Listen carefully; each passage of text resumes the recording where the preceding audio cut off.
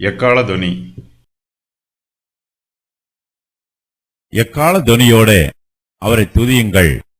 வீணையோடும் சுர மண்டலத்தோடும் அவரை துதியுங்கள்.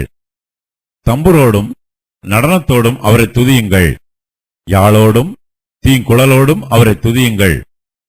ஓசையுள்ள கைத்தாளங்களோடும் அவரை துதியுங்கள். பேரோசையுள்ள கைத்தாளங்களோடும் அவரை துதியுங்கள். நாம் கர்த்தரை எப்படி துதிக்க வேண்டும் என்றும் சங்கீதக்காரர் நமக்கு ஆலோசனை சொல்லுகிறார். கர்த்தருடைய பரிசுத்த ஸ்தலத்திலே நாம் அவரை துதிக்கும்போது எல்லாவிதமான இசைக்கருவிகளையும் இசைத்து அவருக்கு துதியின் கீதங்களை பாட வேண்டும். கர்த்தரை துதிக்கும்போது சரீர வேதனைகளையோ பொருளாதார செலவுகளையோ நேரத்தையோ கணக்கு பார்க்கக்கூடாது. கர்த்தரை கணக்கு பார்க்காமல் தாராளமாய் சேவிக்க வேண்டும். நம்முடைய துதிகள் கர்த்தருக்கு பிரியமானது. நம்முடைய இசைகள் கர்த்தருடைய செவிக்கு இன்பமானது. நாம் இசைக்கருவிகளை எவ்வளவு நேர்த்தியாக இயக்குகிறோம் என்பது முக்கியமல்ல.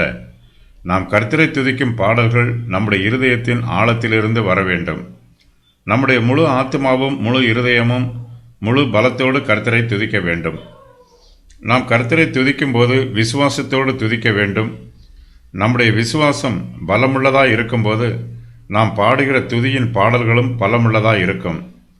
கர்த்தரை பயபக்தியோடும் பரிசுத்த அன்போடும் சந்தோஷத்தோடும் துதித்து பாட வேண்டும்.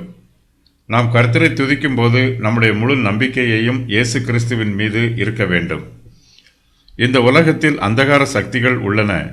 நமக்கு விரோதமாக சத்துருவின் போராட்டங்கள் உள்ளன. இவை எல்லாவற்றிலும் நம்முடைய கர்த்தராகிய இயேசு கிறிஸ்து நமக்கு வெற்றியை தருவார் என்று விசுவாசித்து அவரை நன்றியோடு துதிக்க வேண்டும். தேவனுடைய ராஜ்யம் கிருபை உள்ளது, அவருடைய ராஜ்யம் மகிமை உள்ளது. நாம் கர்த்தரை துதிக்கும் போது அவருடைய கிருபையையும் மகிமையையும் சொல்லி அவரை கனப்படுத்த வேண்டும். கர்த்தரை துதித்து பாடும்போது என்னென்ன இசைக்கருவிகளை எல்லாம் பயன்படுத்த வேண்டும் என்று சங்கீதக்காரர் சொல்லுகிறார்.